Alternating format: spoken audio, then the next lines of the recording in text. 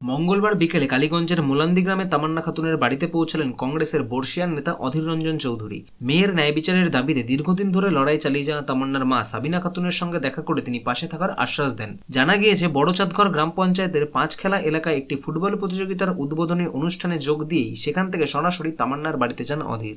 এদিন প্রথমেই সাবিনা খাতুনের সঙ্গে একান্তে কথা বলেন তিনি। সাক্ষাতে তামান্নার মা অভিযোগ করেন, এখনও বহু অভিযুক্ত অধরা। সরকারি আইনজীবীর পরিবর্তনের আবেদন জানিয়েও কোনো ফল মেলেনি। তবু স্পষ্ট করে দেন, তামান্নার বিচার না পাওয়া পর্যন্ত তার লড়াই চলবেই। ওরা ভাবছে যে আজ এই করে নাই করে হয়তো পিছিয়ে যাবে, কিন্তু আমি তো পিছাবো না। আমি তামান্নার বিচার আদায় করেই ছাড়বো। আমার তামান্নাকে আমার কোলে থেকে কেড়ে নিয়েছে। সাবিনার সঙ্গে দেখা করার পর সাংবাদিকদের মুখোমুখি হয়ে অধীর রঞ্জন চৌধুরী বলেন, তামান্না একটা আমাদের ছোট্ট শিশু, তার মৃত্যুতে গোটা গ্রামবাসী যেমন দুঃখ পেয়েছে, কষ্ট পেয়েছে, সারা বাংলার মানুষ দুঃখ পেয়েছে, কষ্ট পেয়েছে। আর তামান্নার যে মা, সে আমাদের বোনের মতো, এক অনমনীয় মানসিকতার একজন মহিলা, একজন আদর্শ মা হিসাবে সে তার ছোট্ট কন্যার বিচার চাইছে। সে আর কিছু চায়নি, সে চাকরি, সম্পদ, ধন, জমি জায়গা কিছু চাইনি।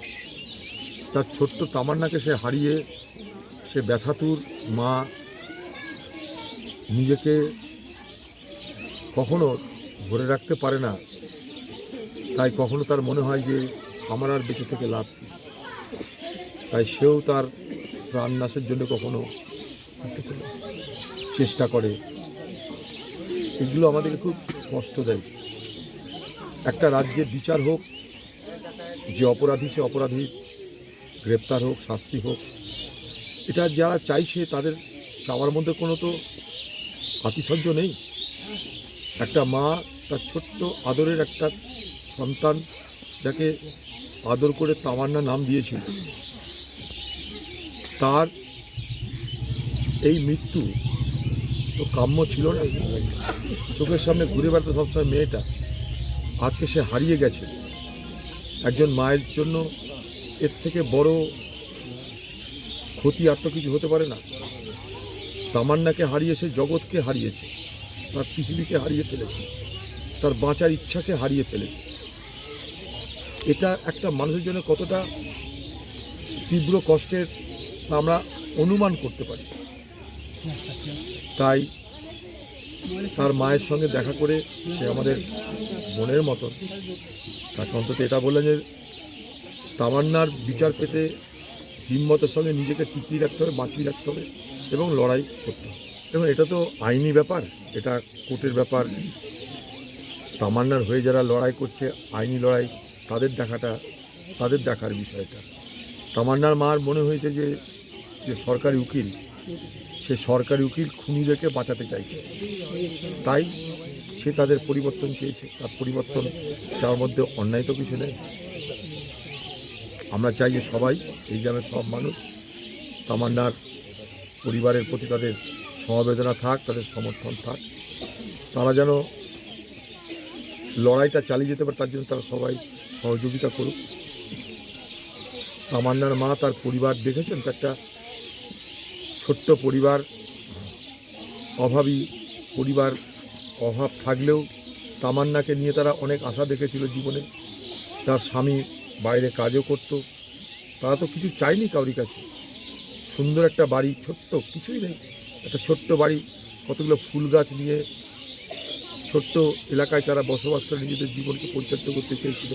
তাদের সব থেকে আদরের ধন ছিল তাদের তামান্না। তাকে হারিয়ে তারা নিজেদেরকে হারিয়ে ফেলেছে। বড় দুঃখের, বড় কষ্টের। তাই দেখতে এসেছিলাম অন্য কিছু, এবং তাদের পাশে আমরা আছি এ কথা বলতে এসেছিলাম এবং তাদের পাশে থাকার অঙ্গীকারও করে গেলাম। তামান্নার মাকে, তার মায়ের, তার পরিবারের কোনো প্রয়োজনে আমরা যদি কোনো কাজে লাগতে পারি, নিজেকে ধন্য মনে করি। কোথায় পার্টি অফিস খুলে আমি হতে পারে, নিজে পার্টি করে তো পার্টি অফিস খুলবে না। তাহলে তামান্না হত্যাকাণ্ডের বিচার নিয়ে যখন বারবার প্রশ্ন উঠছে, ঠিক সেই সময় অধীর রঞ্জন চৌধুরীর এই সফর নতুন করে আলোচনায় এনেছে প্রশাসনের ভূমিকা ও বিচার প্রক্রিয়ার গতি। ন্যায় বিচারের দাবিতে তামান্নার মায়ের লড়াই এখনও চলছে। তামান্নার মা সাবিনা খাতুন বলেন, উনি এসেছিলেন দেখা করার জন্য। উনি ওনার একটা কাজে এসেছিলেন, তারপরে আমার সঙ্গে উনি শুধুমাত্র দেখা করার জন্য এসেছিলেন, দেখা করে গেলেন, কেমন আছি না আছি জেনে গেলেন। অবশ্যই আমি জানালাম।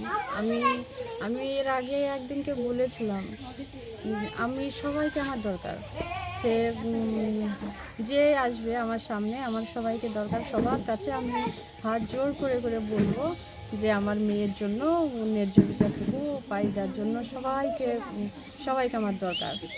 আজ আমি ওনাকে বললাম, উনি অর্ধেকদাকে বললাম যে দেখতে কেসের দিকে একটু খেয়াল করতে, দেখতে কথা বলতে। একটা যে আমি বারবার রিকোয়েস্ট করছি, অনুরোধ করছি প্রশাসনের কাছে, বারবার অনুরোধ করছি পিপি চেঞ্জ করার জন্য, কিন্তু উনি সেই পিপি এখন পর্যন্ত চেঞ্জ করা হচ্ছে না। এটা আমি জানালাম, অধিকদাকেও জানালাম যে দেখবেন, কথা বলবেন।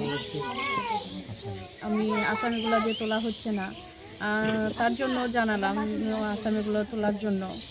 আমার যে ভুল পদক্ষেপ নিয়েছিলাম কিছুদিন আগে, এটা এই কারণেই আমার এত টেনে নিয়ে বেড়াতে হচ্ছে না, এদিকে আসামিও উঠছে না, ওদিকে পিপি চেঞ্জ হচ্ছে না, অথচ আমাকে অপেক্ষার পর অপেক্ষা মাস চলে আসছে, এই তো 7 মাস হয়ে গেল, 8 মাস পড়েছে, 1 বছর হয়ে যাবে, এখন পর্যন্ত কোনো কিচ্ছু হলো না, কিচ্ছু হয়নি।